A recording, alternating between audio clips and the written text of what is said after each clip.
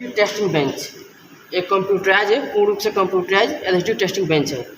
तो यहाँ पर हम एलएसडी रिपेयर करके स्टैंड में फिट कर दिया है। उसके बाद हम ये भी बता दें, पाइप इसमें दो पाइप लगता है, एक इनलेट का एक आउटलेट का। जो ऊपर वाला पाइप होती है इनलेट का होती है, और जो नीचे वाला होती है आउटलेट का होती है। जब भी हम कंप्यूटराइज एलएसडी टेस्टिंग बेंच पर एलएसडी टेस्ट करेंगे, उसके लिए प्रेशर इसमें 8.5 kg के आसपास में होनी चाहिए, जो इस समय प्रेशर इसमें कम बता रहा है। ठीक है, तो अभी इसके बारे में हम जानेंगे कैसे एलएसडी टेस्ट किया जाता है। तो सबसे पहले इसके बारे में हम परिचय कराएंगे।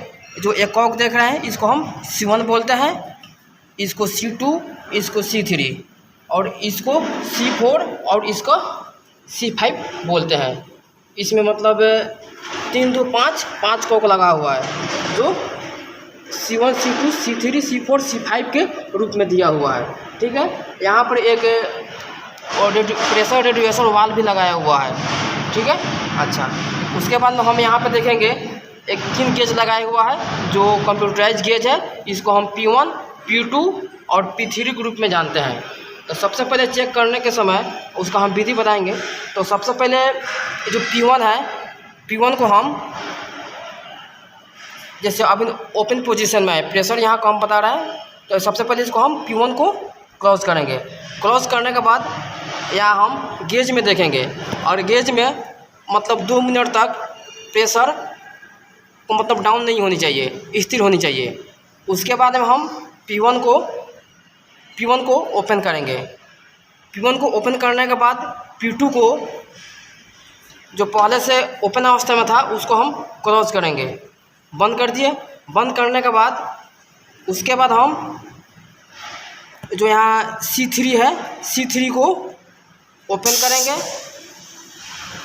यहाँ C1 तो ओपन है ही, लेकिन C3 को भी ओपन करेंगे, और यहाँ पे जो C5 है इसको भी हम ओपन अवस्था में रखेंगे। ठीक है, उस स्थिति में हम P2 जो गेज यहाँ लगा हुआ है, उस गेज में प्रेशर समथिंग 5 kg होनी चाहिए, लेकिन इस समय 4 kg है। किसी कारणवश इसमें 4 kg प्रेशर दिखाई दे रहा है।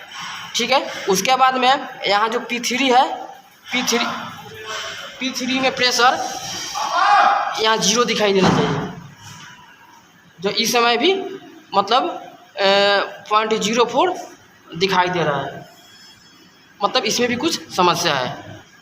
ठीक है, तो लेकिन इसमें कोई बात नहीं, इसमें 5 kg होने चाहिए। ठीक है, उसके बाद हम मतलब इसको हम सही तरह से देख लिया। उसके बाद हम यहाँ क्या करेंगे, एलएसडी को मतलब लोडेड अवस्था में इस हैंडल की सहायता से लोड करेंगे।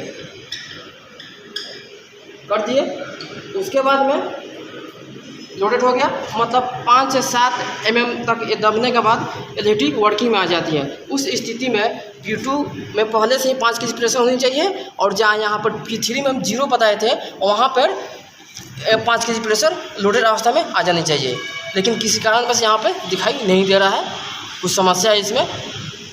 उसके बाद जब इसमें 5 kg इसमें 5 kg इक्वल हो जाएगा, तो उसके बाद में हम यहाँ पर P3 को क्लोज करेंगे, और यहाँ भी है C5 को भी क्लोज करेंगे। क्लोज कर दिए। क्लोज करने के बाद 2 मिनट तक जो P2 और P3 का प्रेशर ड्रॉप नहीं होनी चाहिए।